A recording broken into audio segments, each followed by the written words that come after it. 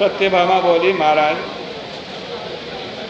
ऐसा क्या दान व्रत तपस्या मैंने किया जिससे मैं तुम्हारी भार्या बनी, हमेशा तुम्हारी अर्धांगनी गरुड़ के ऊपर सवार होकर इंद्रादि देवताओं के स्थान में तुम्हारे साथ मेरा गमन हुआ। मेरी पूछने की इच्छा है, मैंने पूर्व जन्म में ऐसा क्या पुण्य किया और कैसा मेरा शील था, मैं कौन थी, किसकी कन्या थी, तो सब कुछ बतलाइए। भगवान श्री कृष्ण बोले, हे प्रिय, एकाग्र चित्त होकर के सुनो। जैसा तुम पूर्व जन्म में पुण्य व्रत कर चुकी हो उसको बतलाते हैं। सतयुग के अंत में मायापुरी, इसी मायापुरी, इसको मायापुरी कहते हैं जहाँ आप बैठे हो, हरिद्वार क्षेत्र है, मायापुरी क्षेत्र है। इसी मायापुरी में अत्रि कुल में उत्पन्न वेद वेदांग में पारंगत देव शर्मा एक नाम के ब्राह्मण रहते थे। नित्य सूर्य की आराधना करते थे, मानो दूसरे सूर्य हैं। अतिथि और अग्नि का सेवन करता सूर्य के व्रत में वो लगे रहते थे।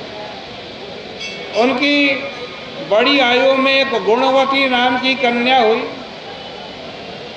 अपुत्र देव शर्मा ने अपने शिष्य जिसका नाम चंद्र था उसके साथ अपनी कन्या का विवाह कर दिया। उसी चंद्र को वो पुत्रवत मानता था। सो किसी दिन दोनों दामाद और ससुर देव शर्मा और चंद्र जंगल में आज सविधा आदि कुशा आदि लेने के लिए गए। हिमाचल के पास एक वन में इधर उधर घूम रहे थे। उन्होंने एक भयंकर राक्षस देखा। देखते ही भय से उसका अंग शिथिल हो गया। भागने में असमर्थ दोनों वे ससुर दामाद काल रूपी राक्षस से मारे गए।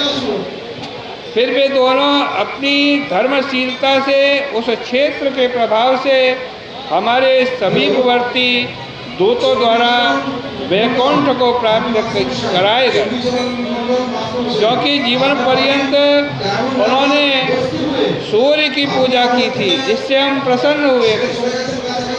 भगवान कहते हैं,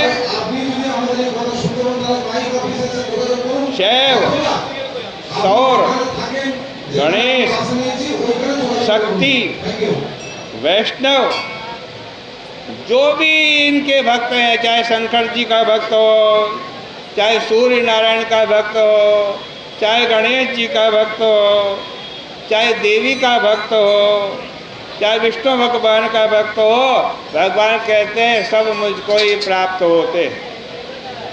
जैसे कि वर्षा काल का सब जल समुद्र को प्राप्त होता है, क्योंकि हम एक ही हैं, परंतु क्रीड़ा के लिए 5 प्रकार के हुए हैं। जैसे कि कोई देवदत्त, नाती, पुत्र आदि नामों का हो, उसके पीछे वे दोनों देव शर्मा और चंद्र विमान पर सवार होकर के सूर्य जैसे तेजस्वी हमारे समान रूपवान होकर के दिव्यांगनाओं को भोगते हुए हमारे लोक को प्राप्त हुए।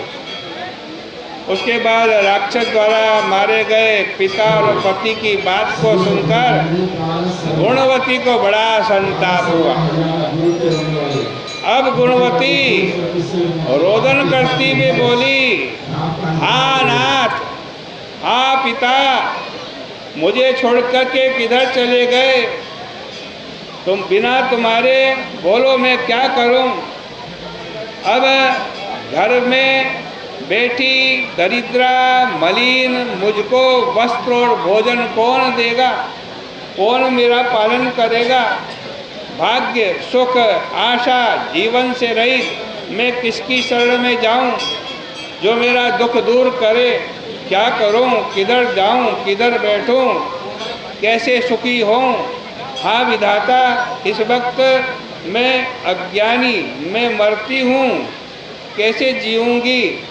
जैसे कुररी पक्षिणी रोती है, इस प्रकार रुदन करके जमीन पर वो गुणवती गिर पड़ी। जैसे हवा की मार से केला गिर जाता है, बहुत समय बाद होश आया तो रोती हुई दुख रूपी सागर में डूब गए।